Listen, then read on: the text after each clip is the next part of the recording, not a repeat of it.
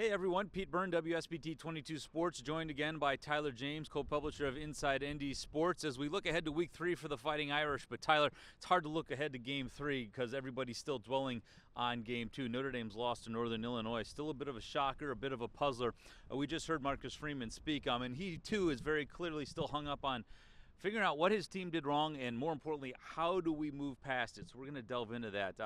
First things first, I know there's a lot of concern among the fans about quarterback play this week. Right, yeah, and Marcus was asked if he considered putting Steve Angeli in during the Northern Illinois game, and he said no, flatly no, that was not something that they considered, although Steve Angeli was warming up at one point towards the end of the game. So they're sticking with Riley Leonard. He has confidence in him. Obviously, he's not proud and happy with the performance that Riley Leonard put out on the field on Saturday, and they got to get things cleaned up. Riley Leonard has to be better in terms of his accuracy, better in terms of his decision making, and I thought it was interesting that Marcus Freeman kept saying he has to trust. He kept saying we more than Riley specifically, but we have to trust our protection of the offensive line, and I think that's a reflection of Riley Leonard maybe getting a little antsy in the pocket sometimes when they don't want him to be and actually have confidence to throw the ball down the field. So hang in there. I'm curious, and you know this having played the position, what was your assessment of the offensive line play? Because even Marcus Freeman himself said he thought they did a pretty good job. Yeah, he said he saw growth. He said they thought they were better against Texas A&M than they were against Northern Illinois. Now, obviously, Texas A&M is a much more difficult opponent, although Northern Illinois gave Notre Dame plenty of problems defensively as well. So I think they were okay. I don't think they were great by any means. Certainly room for improvement there. They're not having consistency getting pushed in the running game, and that's allowing those sort of 3 and outs that really hampered Notre Dame against Northern Illinois. And there's ups and downs with the pass protection, so it's kind of what you'd expect with this young offensive line. Like this is what we expected from them.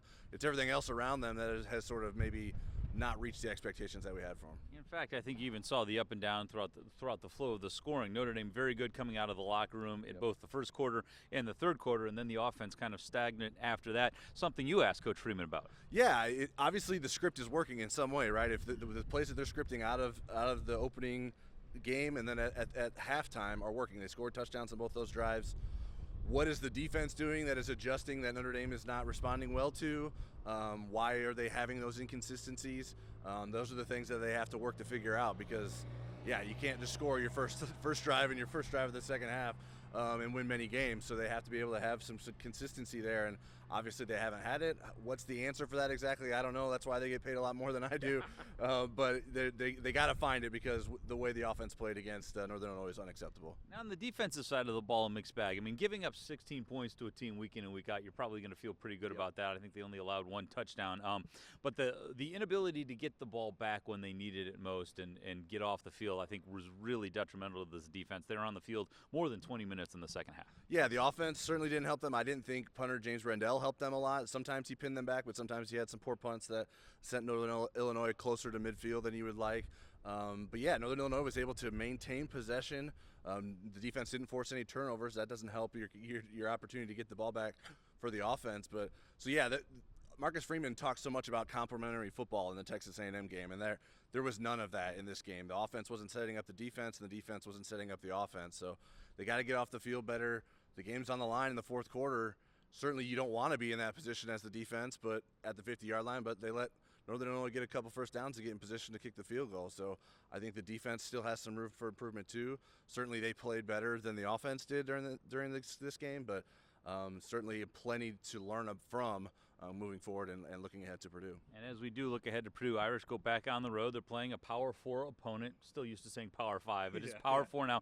And Purdue is not a ranked team. They're not a team that people expect. I think a lot of people think that going to a bowl game would make for a good season for Purdue in second year under Coach Walters.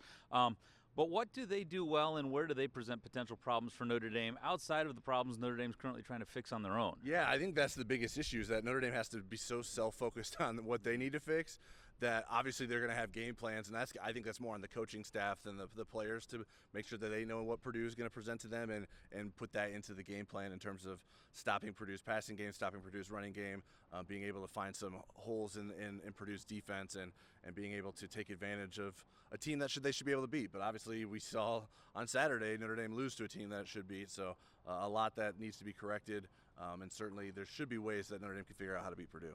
All right, well, we're going to find out firsthand, and we're going to find out this week on WSBT. The Irish and the Boilermakers kick off at 3:30 Eastern Time, a game that can be seen nationwide on CBS, locally on WSBT-22. And if you are in the market, you can also join us live for our pregame special from Ross-Ade Stadium, which will begin at 2:30 Eastern Time. That's going to wrap it up for now. For Tyler James of Inside ND Sports, I'm Pete Byrne of WSBT-22. Thanks for watching.